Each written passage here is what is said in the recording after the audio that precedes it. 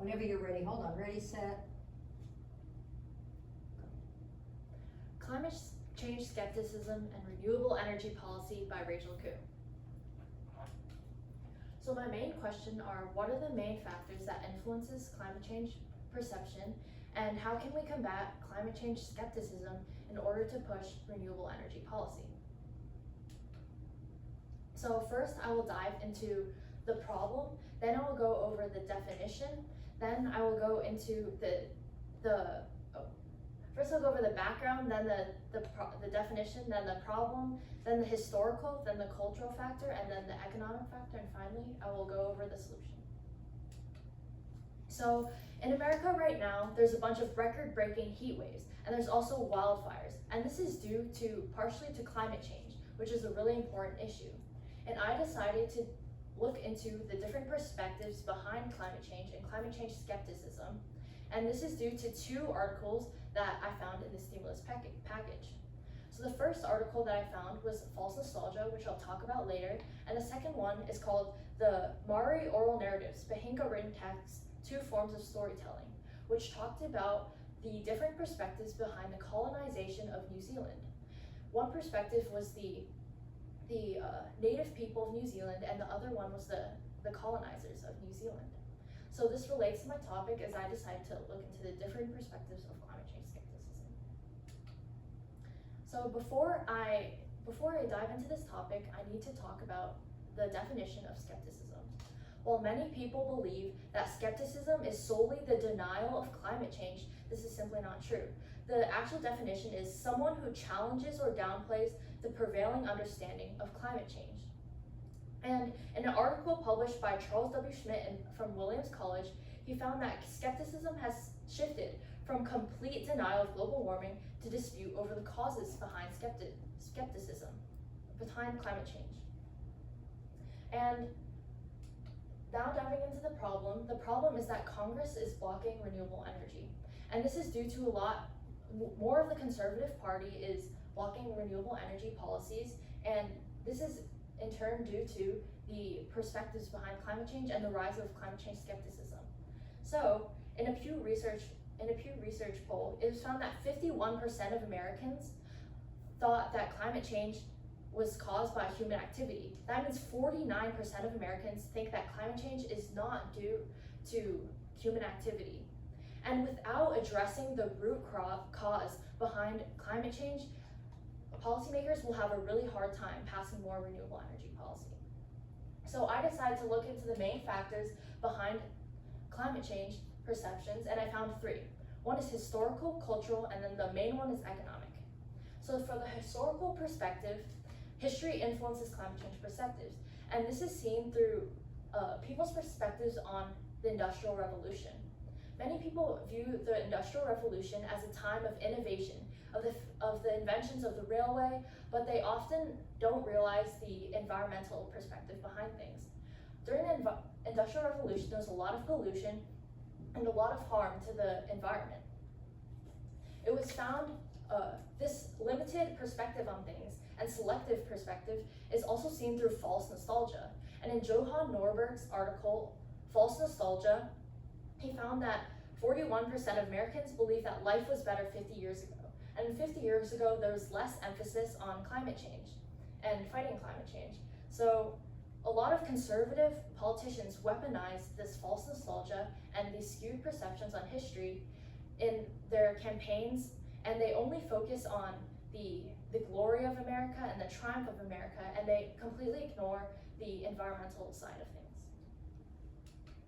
The second factor behind climate change perception is the cultural perspective. And a big influence of the cultural perspective is religion. And it was found by Lynn Vincent Nathan that 1/3 of Catholics actually deny climate change and deny that climate change is caused by human activity. And this is due to the belief in God, and they believe in it's God's fate and it's natural that climate change is happening. So they do not put much attention into fighting climate change as they believe it's natural. And people are also influenced by parental beliefs, especially adolescents. And an article published by Maria Ojala, adolescents inherit skepticism from their parents. So in order to combat this inherent skepticism, policymakers need to implement education, need to start from education to push climate sciences into classrooms in order to bring a new perspective of climate change to adolescents, so they're not being just fed the beliefs of their parents. And the main factor behind climate change is the economic factor. So in a study published by Annie Williams, she found that wealthier people expect more disbelief. And this is due to a lot of wealthy people being business owners in, for example, fossil fuel industries and many other industries that contribute to climate change. And even if they believe in climate change, they will not outright say it and support renewable energy policy because it actually harms their businesses. And this is different for the poor Americans though. They're stuck in a dilemma of economy versus ecology. So a lot of poor Americans, such as blue-collar workers, work in fossil fuel industries or they work in factories, which contribute to climate change, and they care more about their survival as they get to put food on the table, and they don't have the luxury of caring about climate change. And they're also influenced by the media, and a lot of the media is published by these fossil fuel companies, such as the American Petroleum Company Institute, which publishes a lot of articles that promote climate change skepticism. And this brings me to my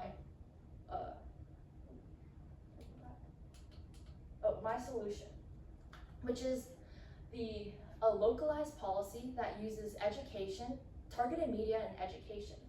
So this brings climate sciences into schools, but I put localized policy as many states have different receptions, like degrees of reception toward climate change policy. For example, more conservative states like Alabama will be less receptive toward climate change policy. So maybe solutions in those areas looks like funding more climate sciences advocates, but not necessarily in the classroom, as parents will protest. But in California or New York, which are more liberal states, policies might look like funding more climate sciences in schools and making climate science part of the curriculum. A localized policy will also allow the federal government to use laboratories of democracy and see what works in what states, and to see how to implement a federal strategy in the future. And through education of climate sciences, the next generation of youth will be the next generation of voters and policymakers, and this will push more renewable energy policies for the future of America. Thank you. Thank you. I have two questions for you. First one, what additional questions emerge from your research, and why are these questions important? So additional question from my research would be, how would we convince the lawmakers to pass policies like in their states about this issue? And a lot of like the conservative states, it would get like low ratings on the ballot. So they would need to go in with a more tame version of the policy first.